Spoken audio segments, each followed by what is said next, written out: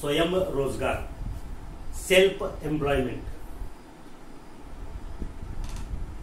तर स्वयंरोजगार जो आहे हा स्वयंरोजगार कशासाठी करायचा? सध्याच्या घडीला जर आपण पाहिलं तर बेरोजगारीची समस्या मोठ्या प्रमाणात आहे. शासनाने देखील ही गरज ओळखून 1988 पासून +2 स्तरावर 11वी-12वी लेवलला व्यवसाय अभ्यासक्रमांची निर्मिती केली. हा व्यवसाय अभ्यासक्रम निर्मिती करण्याचा मुख्य उद्देश होता की महाविद्यालयाकडे जाणारा जो ओढा आहे विद्यार्थ्यांचा हा कमी होऊन विद्यार्थ्यांनी 2 वर्षामध्ये 11वी आणि 12वी लेवलवरती व्यवसायाचं शिक्षण घेऊन त्याच्यातून स्वतःचा रोजगार निर्माण करावा, स्वयंरोजगार. या उद्देशाने आपले शासनाने जे सुरू केलेले अभ्यासक्रम आहेत विविध प्रकारचे, इलेक्ट्रिकल असेल, मेकॅनिकल असेल, ऑटोमोबाईल असेल, सिव्हिल असेल, तर ह्या अभ्यासक्रमांचं अशा विविध 20 अभ्यासक्रमांचं प्रशिक्षण घेत आहेत. आणि यामध्ये बहुतांश विद्यार्थी यशस्वी देखील झाले, स्वतःचा रोजगार करतायत. काही विद्यार्थी स्वयंरोजगार करून त्याच्यातून त्यांनी त्यांचा लघु उद्योग, मध्यम उद्योग, मोठा उद्योग चालू केले आहेत. काही कॉन्ट्रॅक्टर झाले. म्हणजे तुमच्या लक्षात आलं असेल स्वयंरोजगार म्हणजे काय?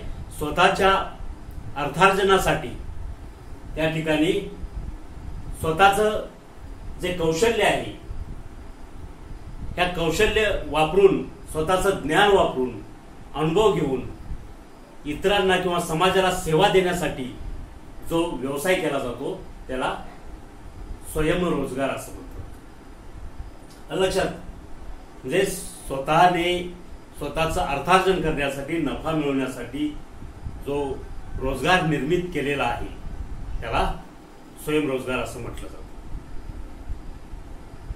याची जर व्याख्या करायची झाली तर या ठिकाणी स्वयंरोजगार म्हणजे स्वतःचे ज्ञान, कौशल्य याचा वापर करून व्यक्तीने निर्मिती, सेवा व व्यापार क्षेत्राशी निगडीत एखादा व्यवसाय सुरू करणे आणि स्वतःचं त्याच्यातून उपजीविकेचं साधन निर्माण करणे, आपलं कुटुंब ज्याच्यावरती अवलंबून आहे त्यासाठी त्या रोजगाराचा, स्वयंरोजगाराचा वापर करून नफा मिळवणे, यासाठी स्वयंरोजगार केला जातो.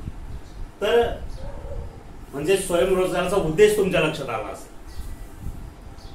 स्वतःने तो रोजगार निर्माण करायचा, स्वतःचं भांडवल गुंतवायचं. ही भांडवल क्षमता अगदी कमी असते आणि त्याच्या आधारे इतरांना सेवा द्यायची आणि त्याच्यातून अर्थार्जन करायचं, म्हणजे नफा मिळवायचा आणि त्याच्यावरती आपलं आणि आपल्या कुटुंबाचा उदरनिर्वाह करायचा. या उद्देशाने स्वयंरोजगार केला जातो. तर स्वयंरोजगाराची गरज काय? पहा, हा स्वयंरोजगार का करायचा किंवा स्वयंरोजगाराची तुम्हाला कोणती उदाहरणं सांगता येतील त्याच्या अगोदर, की जे छोटे छोटे व्यवसाय आहेत, इस्त्रीवाला असतो, भाजीपाला विक्रेता असतो, तशाच पद्धतीने इलेक्ट्रिक शॉप असेल की ज्याच्यामध्ये इलेक्ट्रिकचं दुकान तुम्ही पाहताय, विद्युत उपकरणाची विक्री, दुरुस्ती, इलेक्ट्रिकची कामं करणारा वायरमन, ऑटोमोबाईलचं गॅरेज आहे. तर अशा प्रकारे हे काय झाले की स्वयंरोजगार करणाऱ्या ह्या व्यक्ती झाल्या. कमी भांडवलातून चांगल्या प्रकारचं स्वतःचं त्या ठिकाणी ते उत्पन्न वाढवू शकतात, अर्थार्जन करू शकतात. तर ह्या स्वयंरोजगाराची गरज काय? पहा, भारताची प्रचंड लोकसंख्या आणि एवढ्या लोकसंख्येला रोजगार उपलब्ध करून देणं अतिशय गंभीर बाब आहे आणि सर्वांनाच नोकऱ्या मिळतील याची शाश्वती राहिलेली नाही. किंबहुना कितीतरी पदवीधर, पदव्युत्तर झालेले उमेदवार जे आहेत हे नोकरीच्या शोधात आहेत. त्यांना शासकीय नोकरी तर नाहीच नाही, पण खासगी नोकरी देखील मिळत नाही आणि त्यामुळं ही बेकारी दिवसेंदिवस वाढत आहे. तर या बेकारीला आळा घालायचा असेल, प्रतिबंध करायचा असेल तर स्वतःने स्वतःचा रोजगार निर्मिती करणं गरजेचं आहे. त्यासाठी या स्वयंरोजगाराची गरज आहे.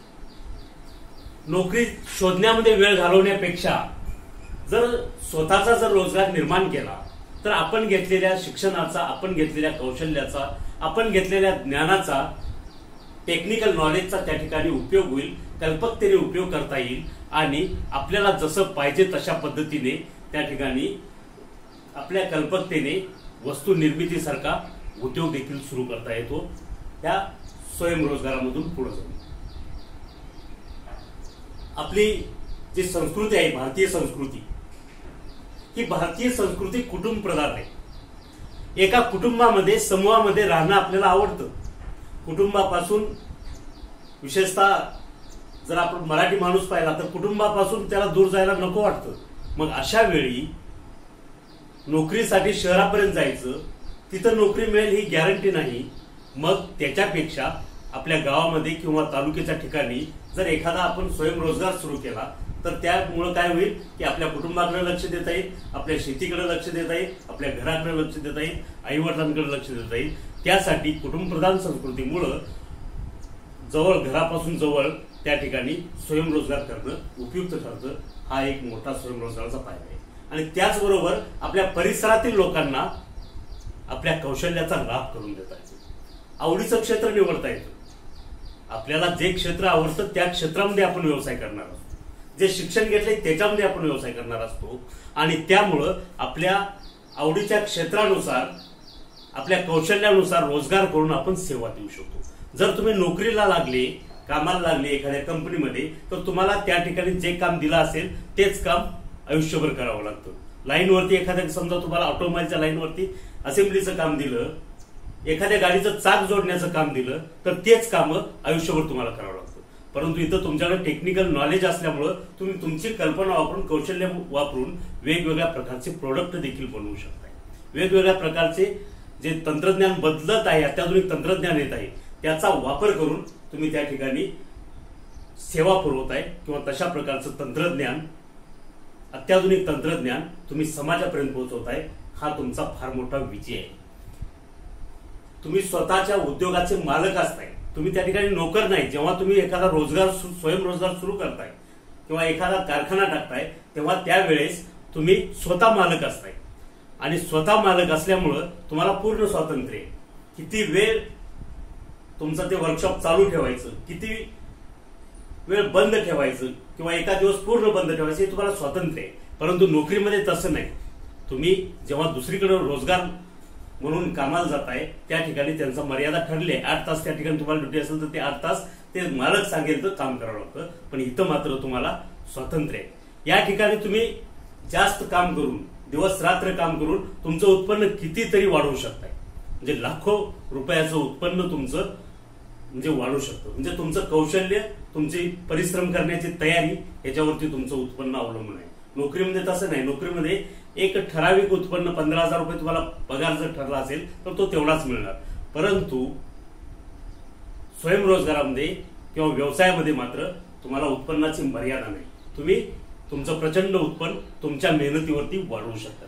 राष्ट्र विकासाच्या दृष्टीने हे उपयुक्त आहे. कारण दरडोई उत्पन्न वाढतंय तुमचं. तुम्ही दुसऱ्याला काम देताय. समजा 4 लोकांना जर काम दिलं तर 4 कुटुंबांचं, त्यांच्यावरती अवलंबून असलेली 4 कुटुंब तुम्ही डेव्हलप केली, त्यांचा विकास झाला, त्यांना रोजगार मिळाल्यामुळं त्यांचं दरडोई, एकूण दरडोई जे उत्पन्न आहे हे दरडोई उत्पन्न वाढतं. असे वेगवेगळ्या ठिकाणी स्वयंरोजगार सुरू केल्यामुळं आणि त्यामुळं राष्ट्र विकासास एक प्रकारे हातभार लागण्यास मदत होते. तर अशा प्रकारे ही झाली स्वयंरोजगाराची गरज. आता स्वयंरोजगाराचे फायदे काय आहेत पहा.